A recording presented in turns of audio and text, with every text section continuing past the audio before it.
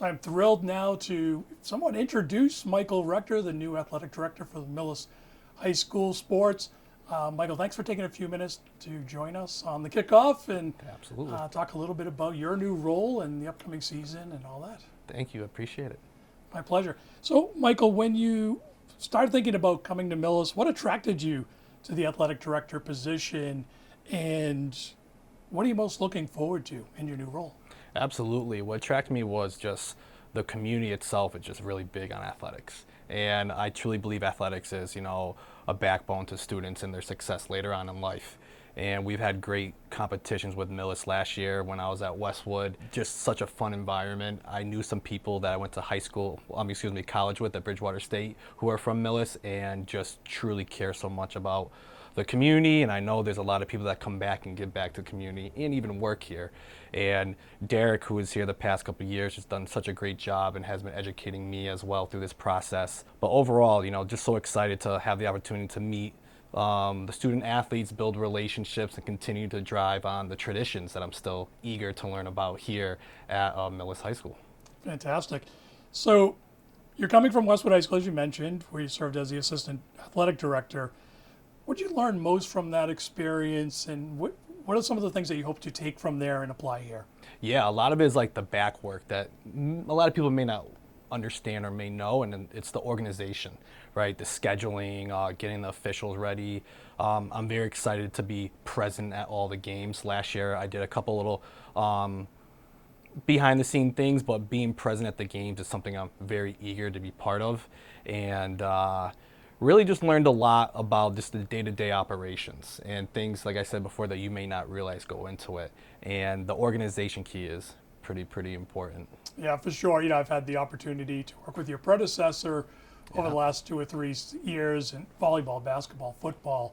I think it is probably massively underestimated just how hard that work is in the organization. My guess is you're probably already thinking about spring sports, and here we are in August, so Yes. there's quite a bit of work to do for Yeah, sure. it's pretty interesting how the seasons all correlate into each other, you know. So, in that theme, what are some of your early priorities settling into the new role? I know you're probably still kind of connected with Derek a little bit, but Yeah. what do you see as some of those early priorities? Yeah, I'm very big into listening. I really want to listen to the community, the students, what they really cherish, and just the voices that they want to see within the athletic department. Any school you go to, there's always going to be improvements and things that worked really well. So really listening and hearing what the community has to say is very important to me. And another one is the leadership portion of it, with especially our future captains coming up. Like I said, sports really provides opportunities for kids later on in life, and that leadership role is very important. So I have, a creativity of how I want to be part of that, and the youth development. Youth development is crucial to an athletic department. So I'm very excited to kind of join relationships with them and see how we can continue to improve and get those registration numbers to continue to rise. Yeah, and you'll forgive me if I go off script a little bit, but you join at an interesting time. There's a new high school on the horizon. Obviously, you're going to see a lot of changes in infrastructure. We're a small school. It's kind of an old school, about to become a very new school and modern school. What are your kind of initial thoughts on that? It's interesting because I really like the old school phase of it. It just brings me back a lot of memories to how I went to high school. But like we were just saying, there's a lot of rise coming into Millis, and I think it's really going to provide opportunities for not just the community but the students, and give them that high school experience that they deserve, and the traditions here are just so important. So having how it is right now and seeing the upgrades that we have coming in the future, I think the athletics can't do nothing but continue to rise. Absolutely. I think it's an exciting time for sure. And, Absolutely. being involved in multiple sports myself, I've seen a lot of that tradition. There's some great coaches here. There's some great programs here.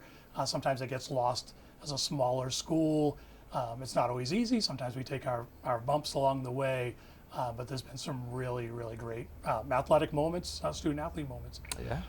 Last question: when you think about obviously being a new community, new parents, new groups, I think Gridiron and boosters, and all of these ancillary things to the sports program, what do you want all of these folks to know about you, and I guess how do they get to know you a little bit? Yeah, and I've already had great conversation with the boosters and can't wait to continue to work with them. But I'm very open. My door is very open. Like I said, I'm eager to learn more about Millis and correlating how we run our athletics and with the community and with the student athletes. But most importantly, that like I'm here to help the students out in any way. Like I said, I went to Bridgewater State. I played college basketball. That was one of the greatest moments I've been through, and I want to help direct kids to where they want to go, whether it's related to college, sports, or just life into the work field, you know? So my door is very open, and continue to, you know, listen is the main thing this year. Definitely want to hear how things are. Absolutely. Well, Michael, I know I speak for everybody. We thank you. I know it's kind of short notice, quick appreciate interview, this. but we're really excited to sit down with you, get to know you a little bit, and I certainly look forward to working with you throughout the school year. Thank you, and I can't wait for the kickoff. Monday the 24th is coming up soon. Ready to start the season. Absolutely. We're ready to talk about it, so we'll be right back with more on this upcoming season of Mohawk football. To the 10, to the 5, and he's into the end zone. Things are going right for the Mohawks.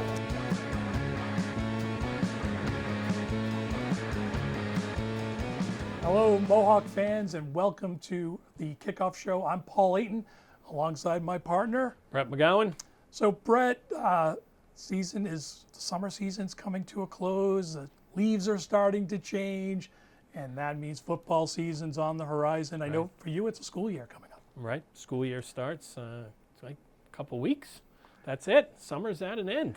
But you know, football season. I'm looking forward to this football season, Paul. Oh, me too. Me too. You know, it's going to be an interesting year. We're going to dive into it for you folks at home watching on your various media devices. We appreciate it. We'll talk about the schedule. We'll talk about some of the things we learned last year with a smaller roster. Now we're going to talk about a co-op, probably the biggest story of the offseason, the co-op with Norfolk Aggie. Brett, what are your thoughts on this co-op, and how does it affect this team from your viewpoint? A bigger roster means more, how should I say, breathers for some of the players that are playing both sides of the ball. Depth would be great to have. Hopefully some of them are playing on the offensive line, because that's I know of at least one. I know, so do I. But I think it's a great thing to have a partnership with the Aggie, and hopefully that helps the Mohawks. For sure. And I remember last year, road game, towards the end, it might have been the last game of the season. Mohawks won the game. They might have had 15 guys on the sideline, and I'm not convinced a couple of them were never going to play. But that's the kind of season it was. It was true Ironman football, and most of those guys weren't coming out regardless of what side of the ball they were playing on. Right. So I think your depth point is very, very important, just so some guys can come off the field periodically, or maybe even only play one side of the ball, if we can imagine that. Yes, and be a little more refreshed at the end of the game. So just started to talk about last season. Obviously, challenging season. I thought they ended on a high, if we kind of exclude the Thanksgiving game, which got away from them a little bit against Medway. What are your thoughts on kind of what are we taking away from the 25 season and applying in 26? Well, they faced a little adversity, and I think they got stronger because of it. I mean, Coach Shue came in later than people would have liked to have a football coach in there, and then you had some injuries to some players, and your depth was tested right away.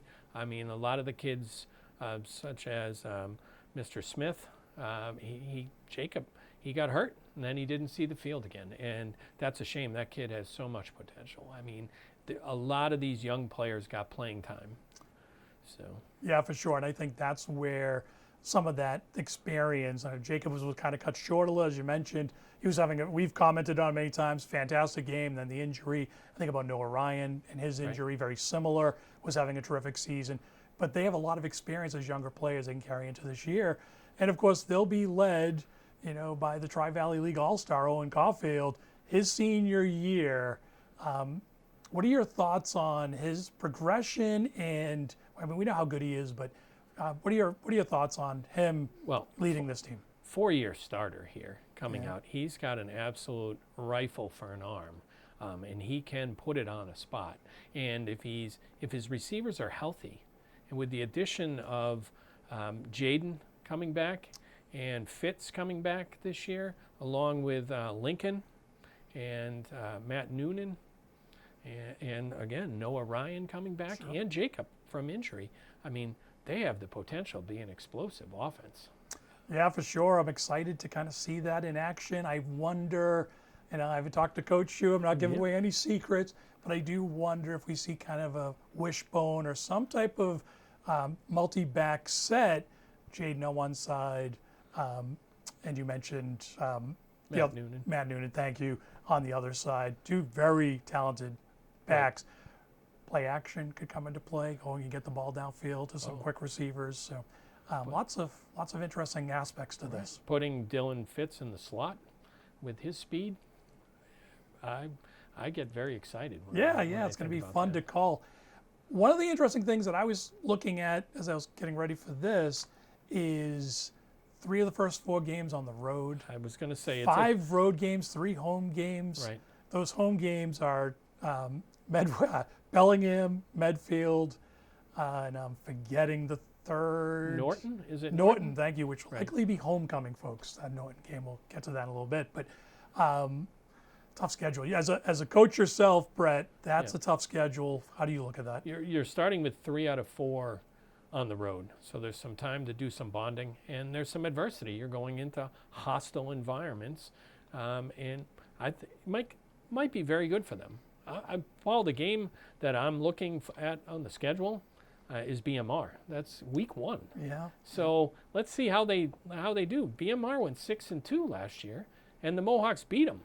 Here it comes. He throws. Incomplete. And the Mohawks win.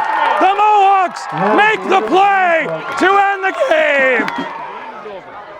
I'm looking forward to that game and to see how they can do, and hopefully they're lighting up the scoreboard out there. Yeah, so stealing my thunder a little bit. I was going to ask you about what game you're looking forward to the most.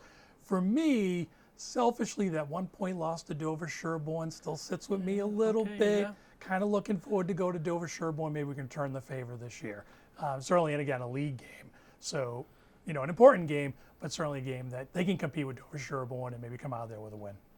Yes, I think the schedule may work in their favor because it's 3 out of 4, like you said, on the road to start. And Medfield was a powerhouse last year, but they were, I believe, senior heavy. So hopefully they're not quite as strong, but Medfield's always strong. Yeah, that's an interesting game for sure. And certainly, the rumor, of course, is that they've graduated. They graduated their all-world running back who broke all their records.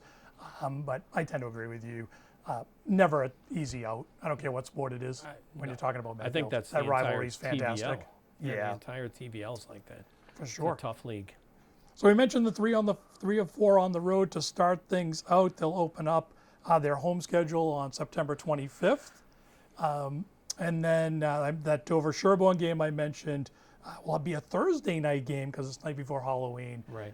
So we'll have some of that coming your way. And of course, the annual Medway rivalry game. Back to Medway this year. No, here this year. Here. Last year we were in Medway. Sorry. So here. I've been covering too many games. I'm misremembering. I believe it's the 96th time that they played. Yeah. So that's phenomenal. I don't remember the first game, but yeah. and just to share some additional insights with you folks, certainly I know Millis Day coming up, and the Gridiron will have a booth there. We'll be looking to raise funds for the Millis Mohawk football program, because the boosters and all their great work. So I'd urge everybody at home, try to come down, support those programs. It really helps the teams and the players have a great season. Also want to take a moment to certainly recognize our great band who will be back on the sideline this year. Yep. They do yeoman work trying to get the crowd excited and ready for football games. And of course, Brett and I will be right up by the booth calling games and hoping that if you can't be at the game, you can enjoy those experiences on Mills Community Media channels. So Brett, I guess last question from me. What are you most excited about when you think about this upcoming football season? Most excited is the maturation of this offense. I mean, last year they were still trying to figure things out as the season went on. I think right off the top, they're going to be ready to go. And let's hope they throw the ball this year. That's what I'm looking forward to. Owen's got an arm. He certainly does. It's always pretty exciting to call those plays when he's getting the receivers downfield. And we saw open receivers last year, and he hit a lot of them. So there's a lot of exciting, play from Owen and the crew. I lied. I have one more question, and I think it's interesting for you because as the varsity softball coach, new athletic director this Yes. year, Yep. Michael Rector, and had an opportunity to interview him. What can that mean to a program? Derek moves on. Obviously, he was well established, been enrolled Yes, for a he while, was. Yeah. but now we have this kind of new, young, energetic guy. What are your thoughts? Right. I mean, last year we had a new principal, and the principal came in and a lot of energy. Yeah. Athletic director, I've talked with him just once, but a lot of energy. So I think that's good, and I think he'll be great for the program. And lastly, as my former colleague Brooks Corl would say, we look forward to seeing you at the games. All games start at 6 p.m. And we look forward to seeing you there to enjoy Mohawk football.